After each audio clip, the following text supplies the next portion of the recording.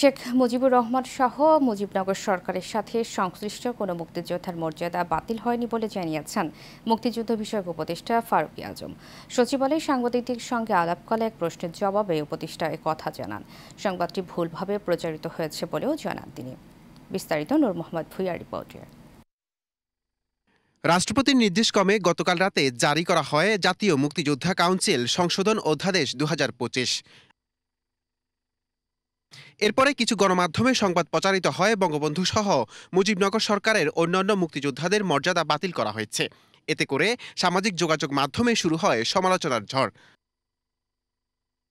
টনক নড়ে সরকারের ব্যাখ্যা দিতে সচিবালয় সংবাদ সম্মেলনে আসেন মুক্তিযোদ্ধা বিষয়ক উপদেষ্টা ফারুক আজম। বলেন, বঙ্গবন্ধু সহ মুজিবনগর সরকারের সদস্যদের মর্যাদা বাতিল করা হয়নি। এমন সংবাদকে মিসলিডিং নিউজ বলেও অভিহিত করেন তিনি। ওই হেলায় ফেলায় কিংবা এই অযাচিতভাবে এই নানা রকমের বিষয় দিয়ে এটাকে বিতর্কিত আমরা করতে চাই না। এরকম বহু লোক এখানে মুক্তিযোদ্ধা হিসেবে আসছে, এটা আমরা নমুনা হিসেবে অনেকটা পাচ্ছি, যেগুলি সঠিক নয়, এটা ঠিক নয়। ফলে এই সমস্ত মানুষেরা বাইরে সমাজে গিয়ে নিজেদেরকে বীর মুক্তিযোদ্ধা কিংবা অন্যান্য অনেক রকমের অনাচারের সাথেও যুক্ত।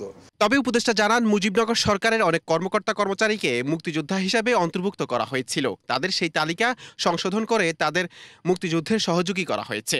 এটা আরো অনেক ইতিহাস আছে এইসব বিষয়ে। তো যারা ওইখানে মুজিবনগর সরকারের সাথে সম্পৃক্ত থেকে বিভিন্ন কাজে যারা যুক্ত ছিলেন, তারা সহযোগী মুক্তিযোদ্ধা হবেন। পদবি পরিবর্তন হলেও এতে মর্যাদা ছোট হবে না বলেও জানান উপদেষ্টা। মুক্তিযোদ্ধার সনদ, সহযোগীর সনদ পাওয়ার ওনারা অধিকারী, এটাতে মর্যাদার কোনো হেরফের হবে না। নূর মোহাম্মদ ভুঁইয়া, এশিয়ান টেলিভিশন, ঢাকা। এবং মুক্তিযুদ্ধের